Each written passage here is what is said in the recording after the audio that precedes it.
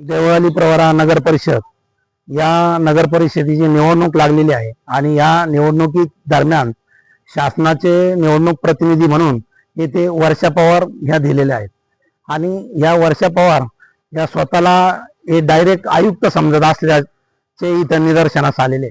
येथे त्या नगरपालिकेचे कर्मचारी असतील किंवा पोलीस असतील, पत्रकार असतील, उमेदवार असतील, जे जे लोक ऑफिसमध्ये तिथे जातात तर त्यांना अपमानास्पद वागणूक देत आहेत.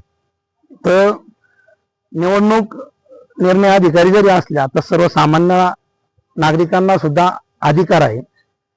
प्रत्येकाला अधिकार दिलेले संविधानाने, तरी पण ह्या स्वतःला जास्त शहाण्या समजून आणि इथे प्रत्येकाचा म्हणजे पोलीस असतील, पोलिसांना अपमानास्पद वागणूक, म्हणजे ते कर्मचारी शासनाचे तरी त्यांची सुद्धा व्यवस्थित बोलत नाही.